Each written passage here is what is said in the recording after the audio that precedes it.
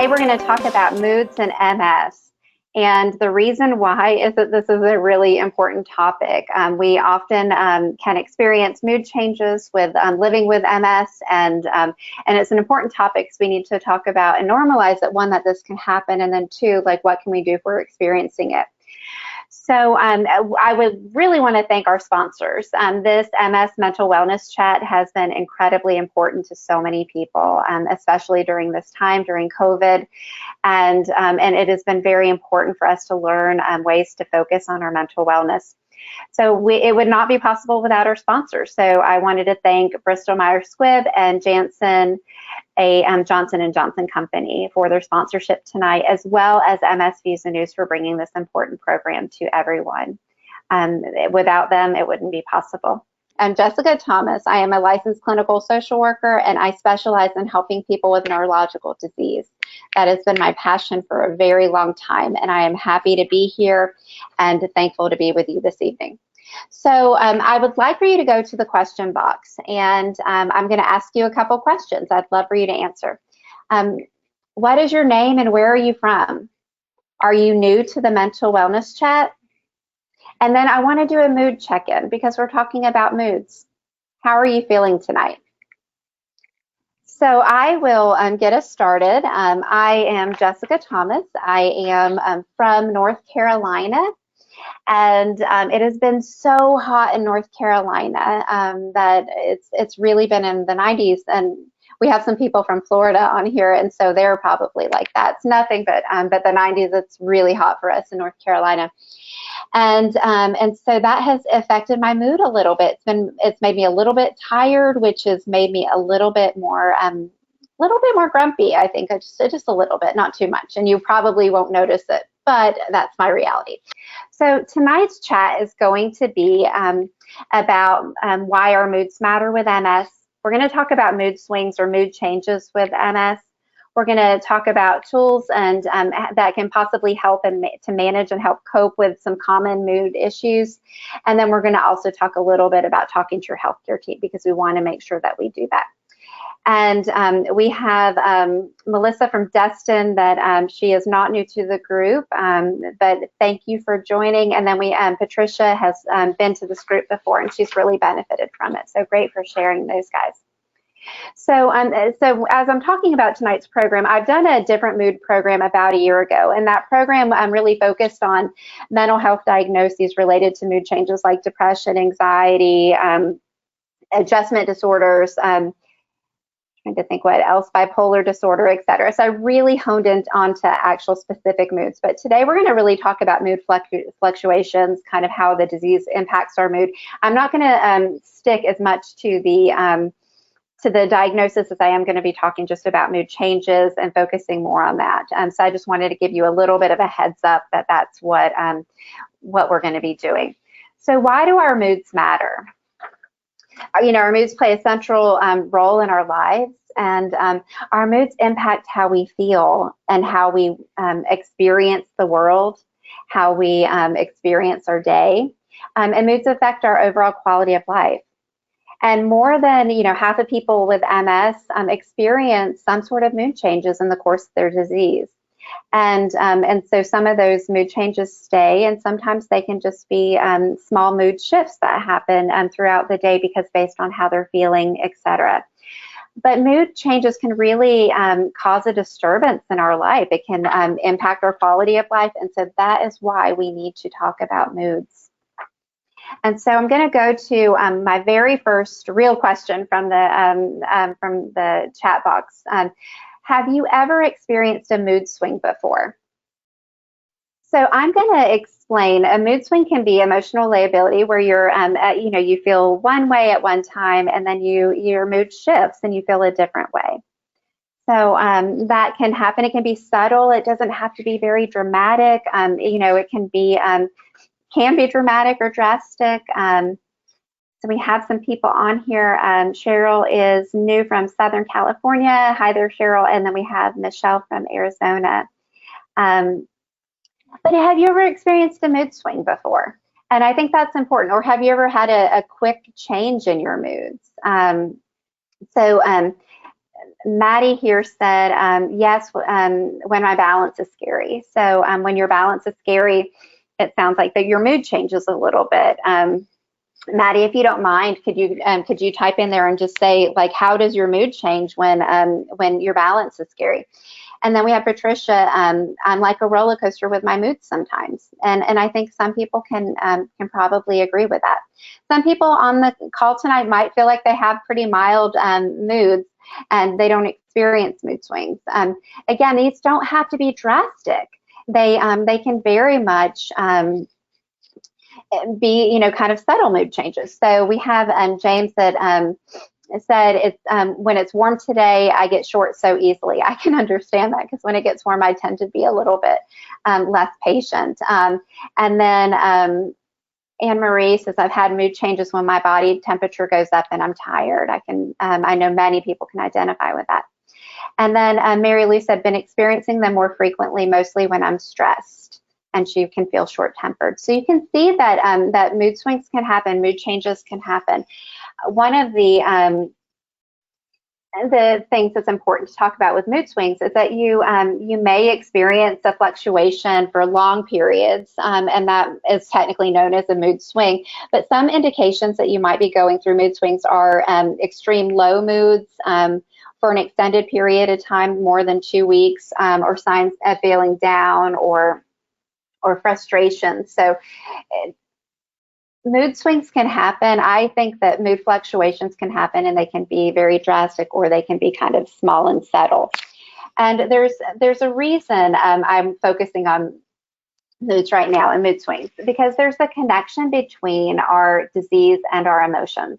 And our emotions affect our mood. So it's if you imagine everything as like it holds hands, it interconnects.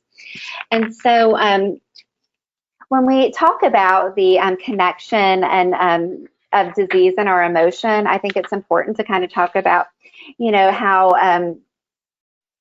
often, that the mood swings are a part and a common symptom of MS.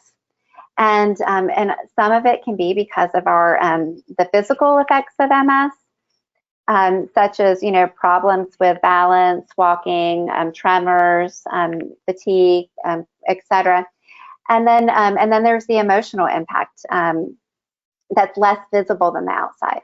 So MS really can raise your risk of having more emotional changes or emotional fluctuations, which and in that part, I'll talk a little bit about pseudobulbar affect, and that that's not as common, but there are physical changes that can actually affect your emotions. There are also social changes that can affect your emotions. There's stressors, etc.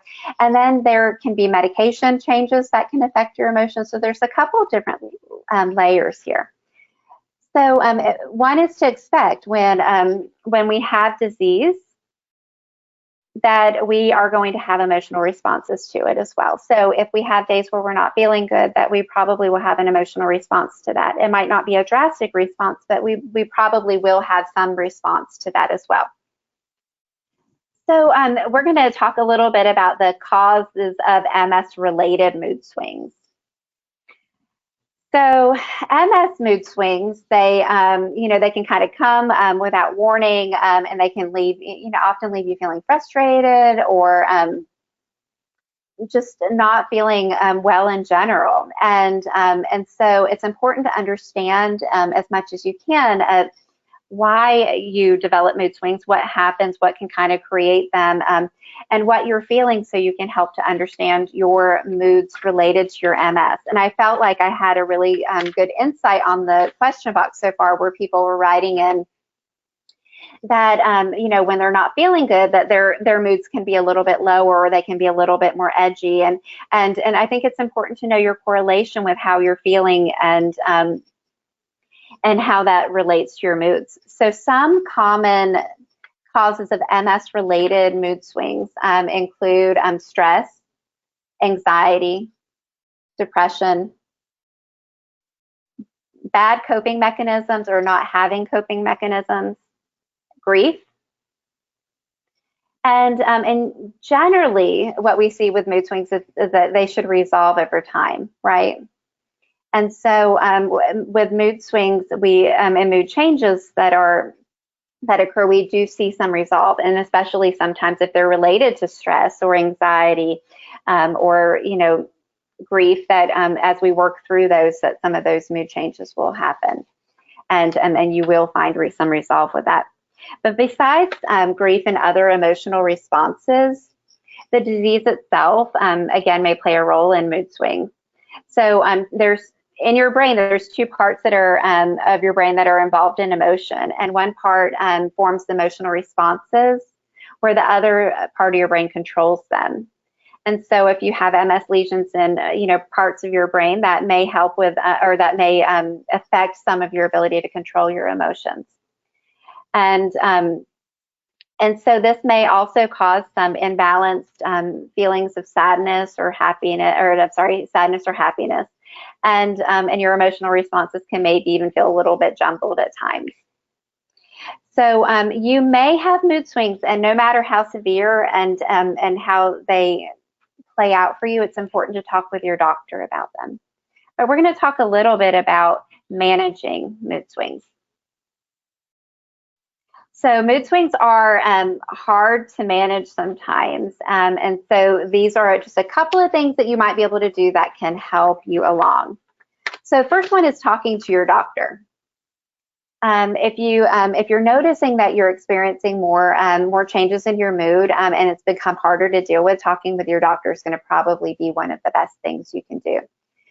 Because it may be a referral to counseling, it may be a medication that might help, it may be other things that can be helpful for you in this process. And so there's also social support.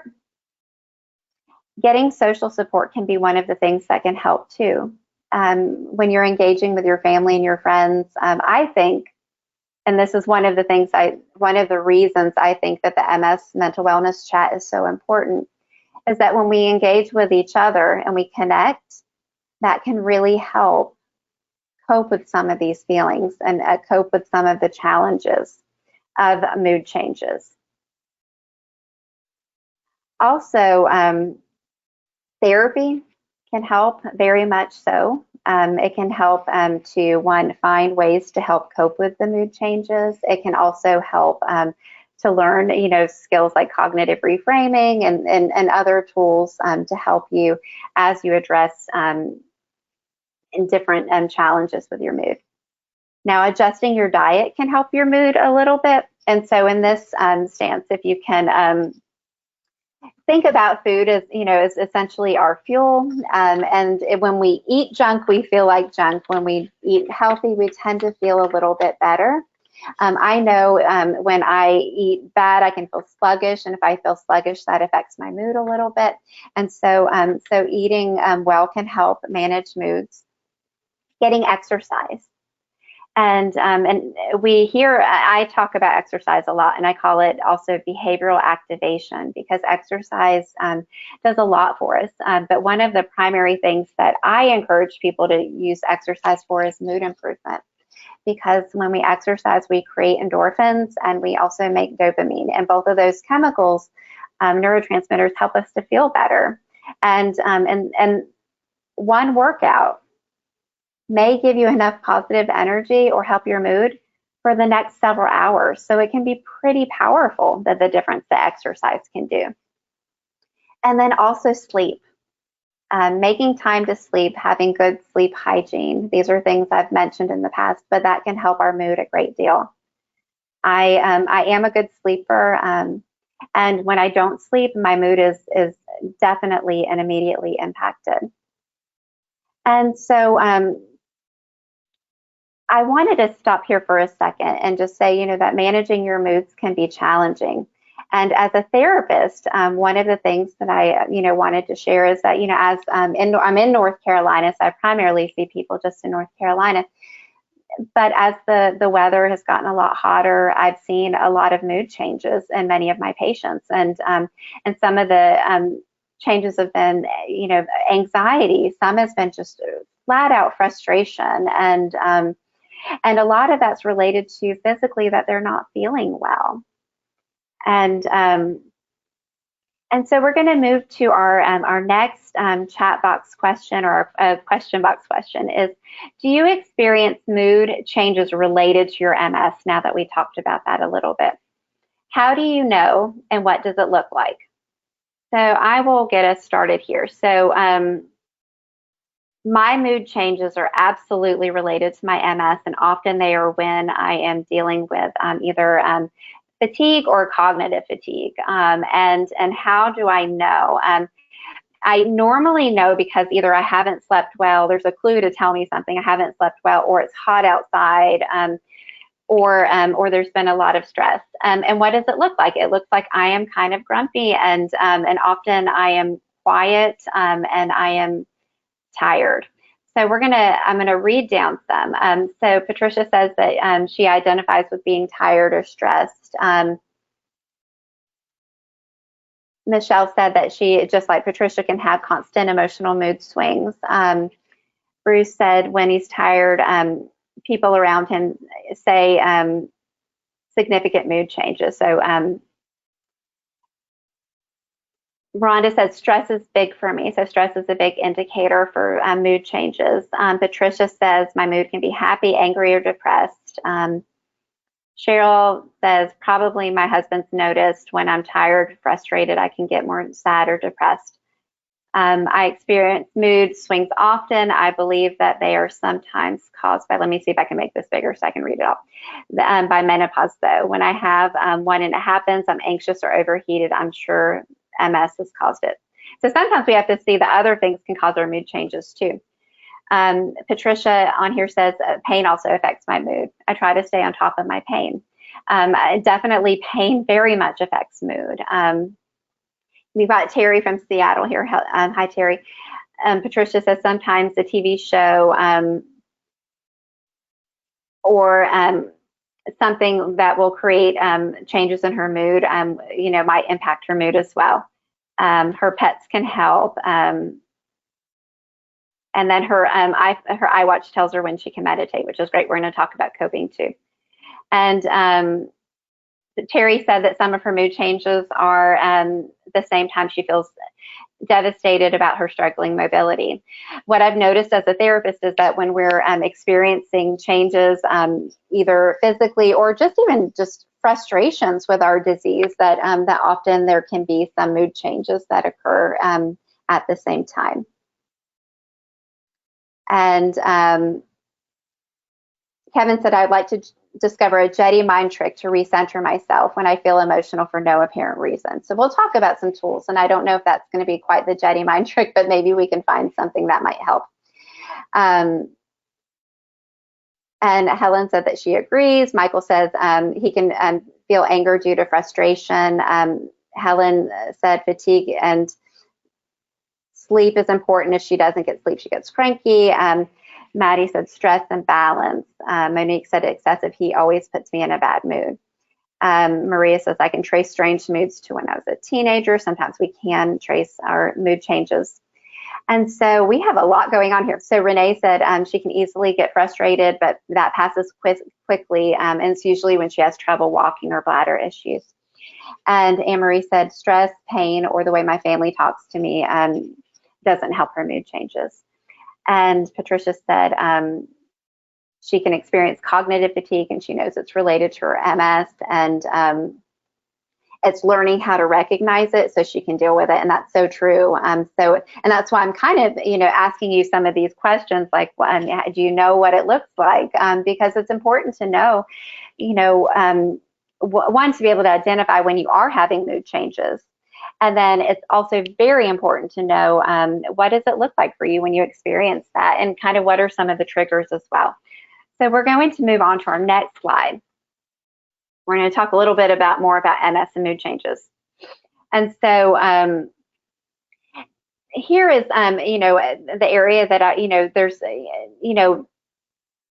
multiple reasons of MS that can, cause aspects of the mood changes, but it can be attributed to lots of different things, that you can be feeling, emotionally labile, but you can also experience depression, anxiety, etc. And so this is where I like to talk about the great feedback you guys have provided here, because it makes a lot of sense.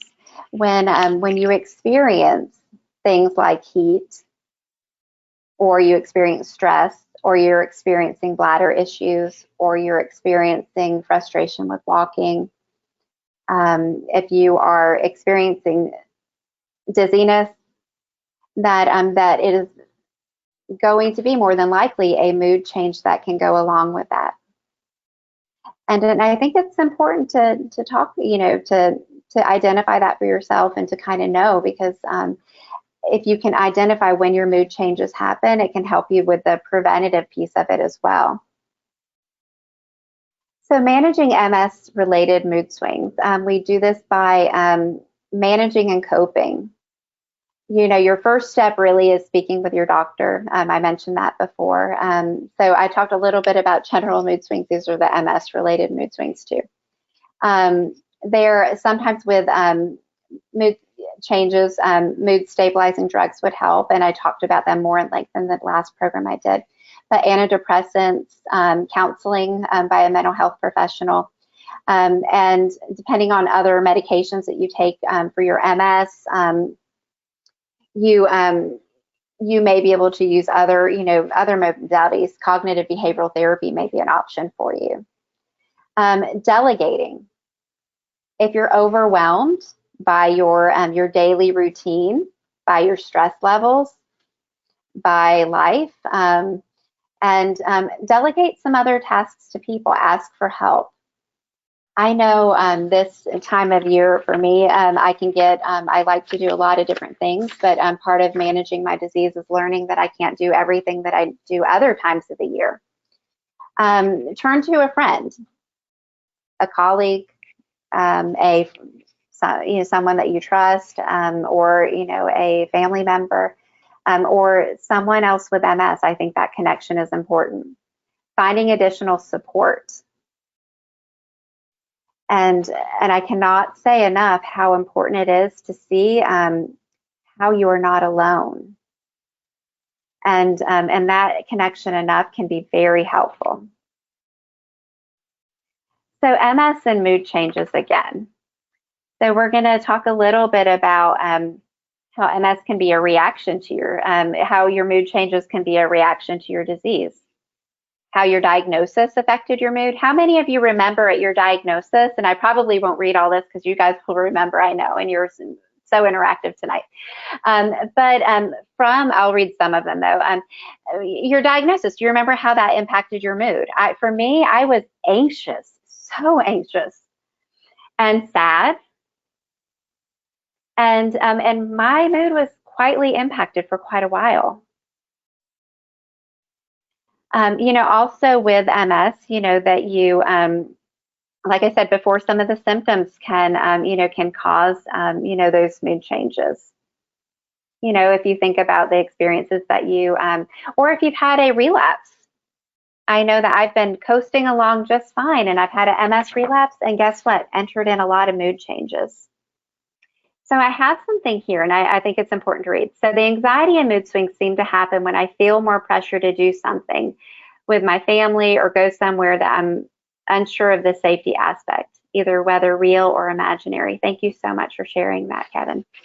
And I think that is a real thing that people experience when there's a lot of pressure to do things, and there can be just some discomfort and some even frustration, even if you're going to a place that you don't know what it's going to be like, and if it's going to be something that's going to be tolerable to your MS or compatible with your MS, etc. That can itself can be a challenge. And then the idea of having to keep up with family and keep up with what other people want to do, and feeling pressure, that can be very difficult.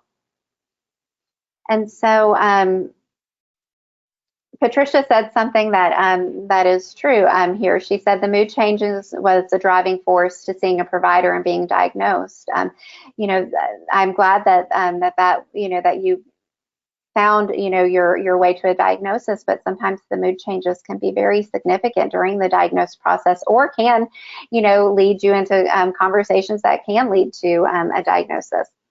Anne Marie said she was happy to have an answer when she knew what was happening to her body, but the anxiety for the changes that it brings, absolutely. So there is a lot of feelings that that happen related to the unpredictability of MS,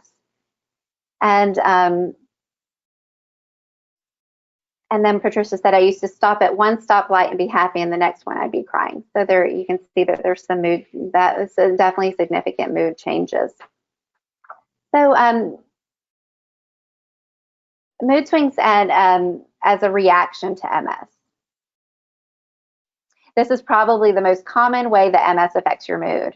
An intense emotional reaction kind of makes sense because we have a lot of information that we have to process at diagnosis, especially at first, and then also as, if we have a relapse or have changes, or if we've just had a continuation of symptoms that have just been on for a long time. So the anxiety is something that comes up a lot, the worry and fear about MS, and we've had some people talk about this a little bit. And then also grief. When you find out that you have MS, it's a lot to take in. And it's really natural to want to process some of the loss. I know when I was diagnosed, one of the things that I had to process is that life was going to be a little bit different than what I thought it was going to be like. I was 26 years old. I was really young. And so we have to grieve, and we have to grieve some of the losses throughout the disease process, and that can impact our moods as well. And then depression. And so I've done a program on depression, and this is available on the MS Views and News YouTube site, as well as the other mood program that I did, where I talked a lot about depression too. But depression is a very common symptom of MS, and the most important thing to know is that it's very treatable. So actually, most of the mood changes that happen in MS can be very treatable. And so it is important to know to talk with your doctor if you're experiencing any significant mood changes. Really, untreated MS is a really devastating thing, and it can be very difficult for people with MS. So now we're going to talk about moods from disease symptoms. So we talked about mood from MS and mood changes. We talked about MS and moods from disease reaction. We're going to talk about MS from mood symptoms now.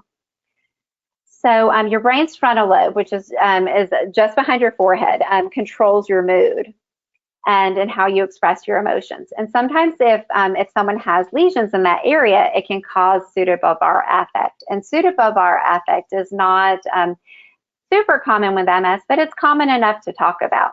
And this diagnosis often comes from when there is a very significant shifts in mood. So you might be laughing and then all of a sudden crying. But when you're crying, you might actually be feeling happy.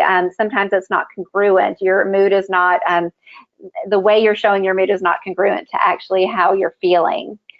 And there are medications for pseudobulbar affect. So if you ever find yourself in the position or in the case where you are having moods that just feel like they're not very congruent, or you feel very uncomfortable of how quick your moods can change and how they can go from one thing to the next, and talk to your doctor about it, because it's important, because that can be definitely a mood change from your disease.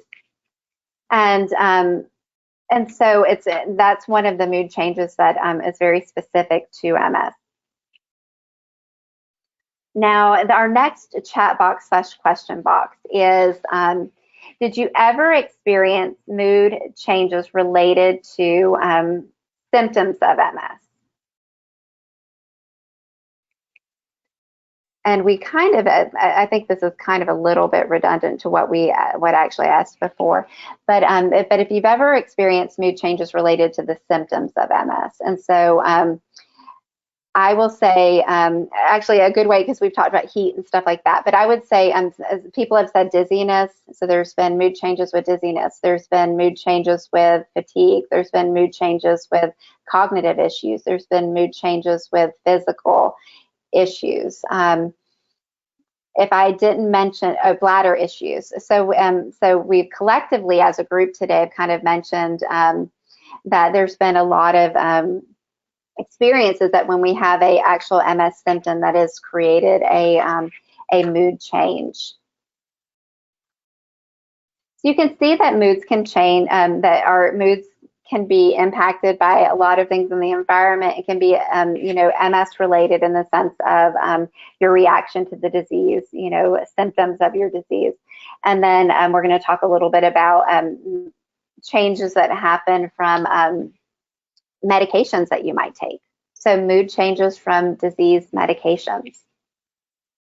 So some of the medications, and I'm going to see if anyone's answered. Okay, before I get there then. So Terry said frustration, the uncertainty. James said frustration. Renee said bladder, walking issues, and fatigue. And Patricia, thank you for sharing this. She said that she told her therapist that she was feeling things were getting darker and deeper, and she was started on a different medication, which helped. So thank you for sharing that. Kevin said maybe I'm more moody when I feel wiped out from overdoing it.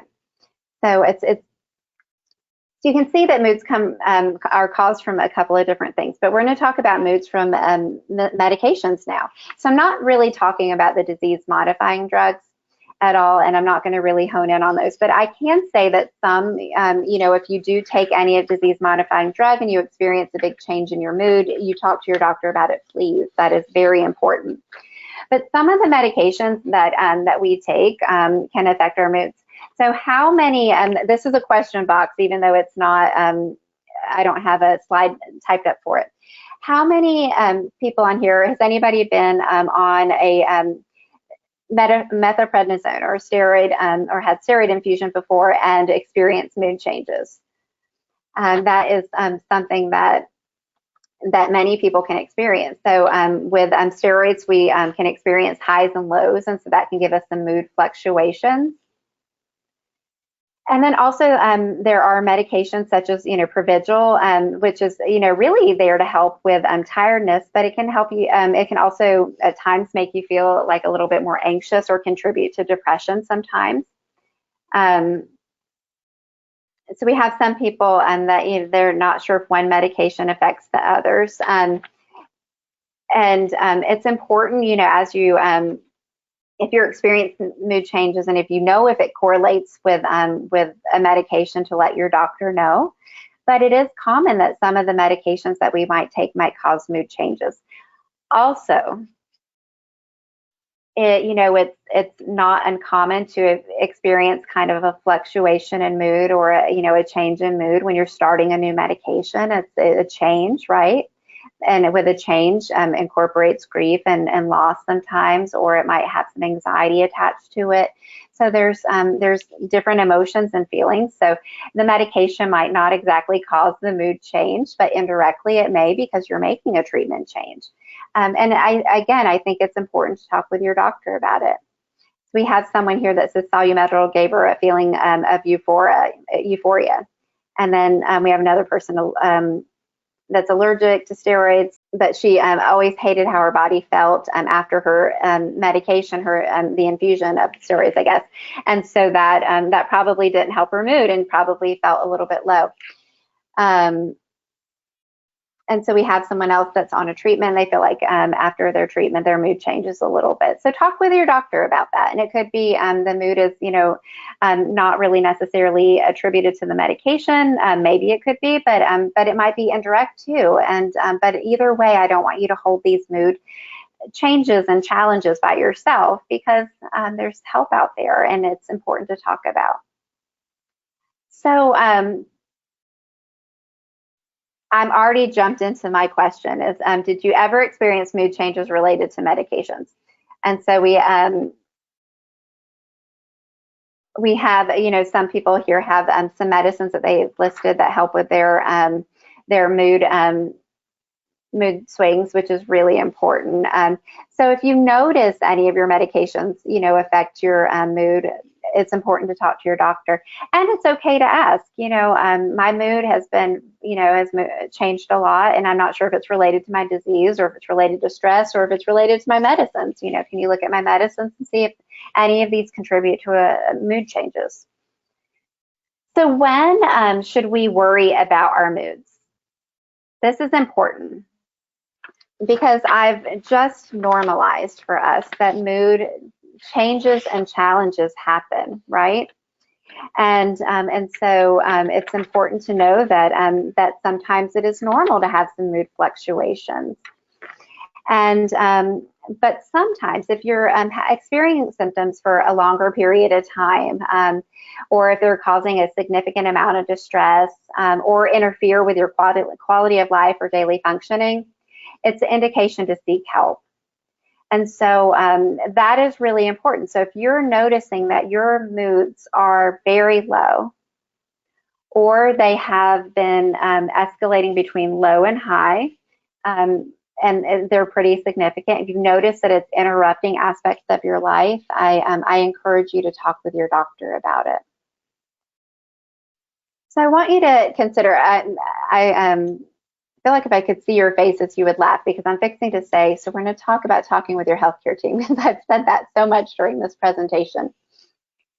There's a reason behind this. Talking with your healthcare team is very important, because as you see in this iceberg here, what we know about the iceberg is the tip of it is what people see, and the bottom of it is often hidden. And often the emotional issues and mood changes can be underreported to the healthcare team, and they are also invisible, where often people don't see them. Sometimes your family might see them, or your friends, etc. We've had some people on the chat even mention that this evening. And that's great when they can notice and tell you. But sometimes it might be something you're experiencing on your own. And if that is the case, it is really important to connect with your healthcare team. Mood changes, they interfere with so many aspects of our life. They can interfere with self-care, with our treatment adherence. It can interfere with what we do at work or home, our motivation. It can interfere with our relationships. And so it's important to talk with your doctor about mood changes and not keeping it to yourself. And to know that mood is treatable through medication, behavioral activation, which is exercise and doing some other things that can help, and then cognitive therapy. And so we're going to talk about now coping with stress and mood tools. So I'm going to share some tools. So we know that stress, like life is stressful, and I don't have to convince you of that, because I'm sure you know that it's stressful, because it just is sometimes. But we can't control that we have stress that happens around us sometimes, but we can absolutely control our coping skills. And so we're going to talk a little bit about a couple coping skills. These are some of my favorites. So they may be a little bit familiar, some of them, but they're some of my favorites to help with mood. So I would like to think about this as when you have a mood challenge, and say that if we apply a tool, maybe it can help on one level or another, or help either help us spiral up a little bit to feel a little bit better, or maybe it can help us reframe, or maybe it can help lead to a different decision that will help us be able to do something where we feel better. So essentially a spiral up, I guess. So my first mood tool is cognitive tools. So we think about thinking tools. And here I like gratitude. I think one of the best things that we can do when we experience things that are frustrating or sad or feeling, edgy, is to kind of think about what's going good. What are we grateful for? Because sometimes when we can do that, that can help us reframe a little bit. It can help us get a different perspective, and sometimes a different perspective is helpful. Also, cognitive reframing. This has been a very helpful tool to kind of take something, a situation, a stressor, and look at it a little bit differently. And sometimes that can change your mood. I'll give you a little example because it's relevant. This Wi-Fi thing, I just wasn't sure, and I think it's been working kind of okay this evening. Nobody has sent me any messages that it's not going well. But the Wi-Fi is kind of a challenge where I was at today, and that kind of impacted my mood a little bit because I was feeling kind of frustrated, and because I want you guys to get the best program that you can get. And then I had to do some cognitive reframing because there was nothing I can do to change this. And so my reframe on this is that no matter if the video is working or not, the PowerPoint will work and the voice part will work, and I will be able to provide the best program that I can. And that reframe was kind of helpful for me, and allowed me to stop being so frustrated over here and move over here and get to work and get refocused. So that how we think is important, and that can help change our mood because what we think affects our mood pretty immediately. And then our next tool is going to be exercise and movement. I know I talk about exercise so much, and I know exercise looks different for me than it does you. And I know in North Carolina, exercise looks different this week than it did last week for me versus the week before, because when it's hot outside, exercise looks different for me.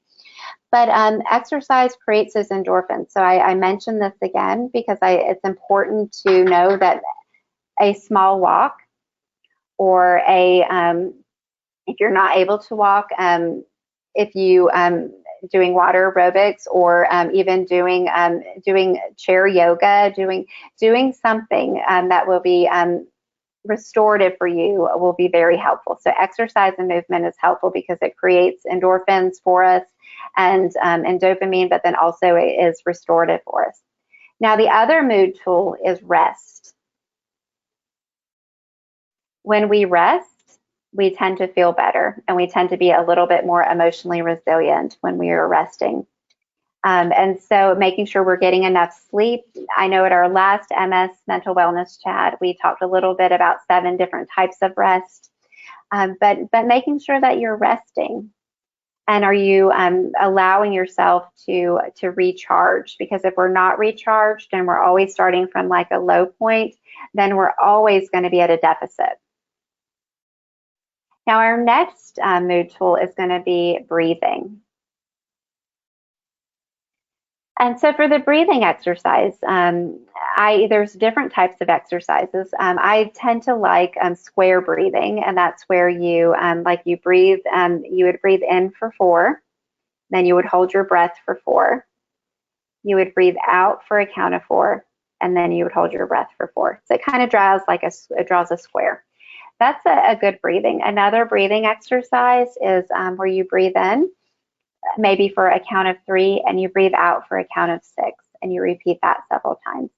So just making sure that your exhale is twice as long as your inhale. And what both of those breathing exercises do is they activate your vagus nerve, which essentially will help you to feel more calm because that activates your parasympathetic nervous system. And that in itself will help you to feel more calm. So we're going to go to our question box. And what is your number one thing to do that helps you to improve your mood? So what is something that you can do that helps improve your mood? I will get us started. One of the things, besides the reframing and the gratitude, one of the things that can really improve my mood sometimes is music, listening to a song I like. So Maria said move. That's a great one. Yoga. Dion says exercise. Rhonda says listening to music. So think, you don't have to think big. Think of like, what is something small that you can do that helps to improve your mood when you're noticing that you're frustrated or even if you're anxious. Terry says shopping, walking around. Michelle says exercise. Anne Marie says meditation, music, and gardening helps. Maddie says music and meditation. Kevin said grilling. I like that. Sometimes I'll cut vegetables, and I'm not a really good cook, but cutting vegetables is therapeutic, and sometimes that can help improve my mood a little bit. Dee says laugh. Yes, laugh, please. That is so good for you. Renee said music, puzzles, talking with friends. Dion says baking. Deborah said talking with a close friend who understands MS. I cannot say how great that is. That is really important. Renee also says, oh, and tending to the worm garden. So some gardening and such, like you can see the variation, that there's lots of things that we can do, small things that we can do that can help shift our mood a little bit. And I, want to again reinforce that while we may not, be able to change that, sometimes our moods are impacted because of our MS. That there's little things that we can do to help improve it. I know one of the things that I do when I'm feeling overheated and hot, one of the things I will do is I will put on a cooling vest. And that does improve my mood because it helps to cool me a little bit. And then all of a sudden I feel like I'm doing something to at least control feeling overheated. We have a Helen that says talk to a friend or a family member. And we have more moving and exercising. One of the things I would like to ask if there's anyone on tonight's call that is not able to freely move, in the sense of get up and walk, or it's a little bit harder. What is something that you do? And maybe you've already answered my question, but we say move a lot and exercise, and I want to reach some of the people that maybe the idea of exercise is a little bit different, or moving. So what do you do?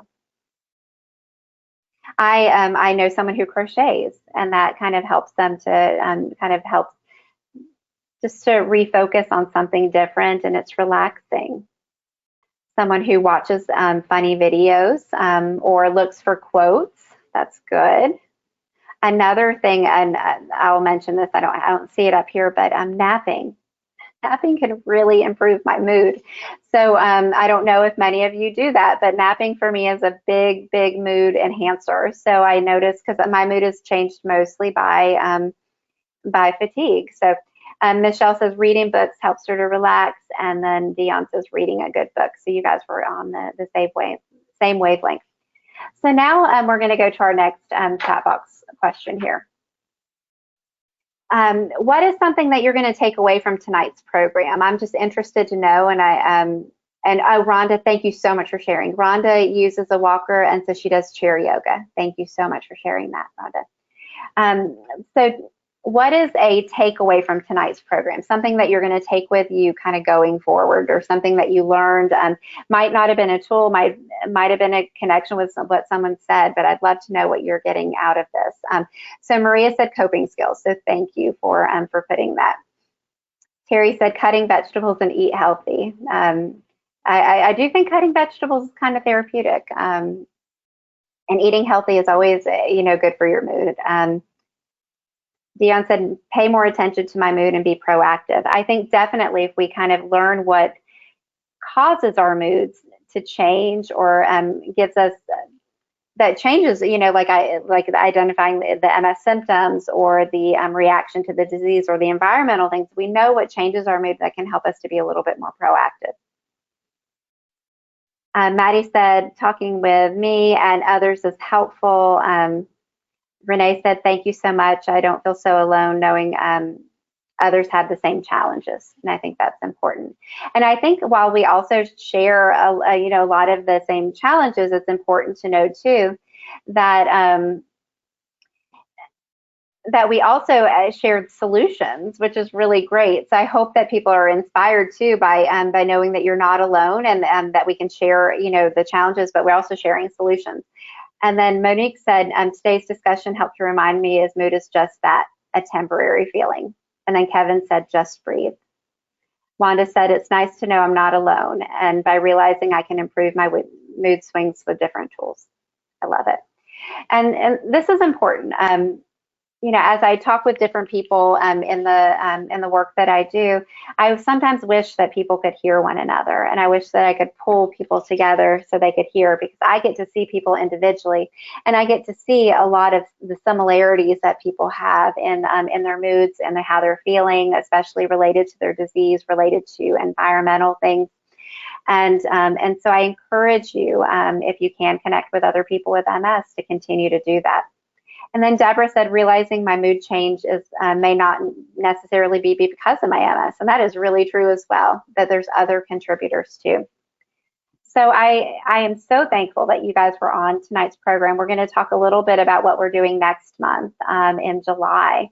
So next month, we're going to be talking about identifying and understanding self-care needs. What I hear sometimes that it's really hard to take care of myself, or it's hard to put myself first.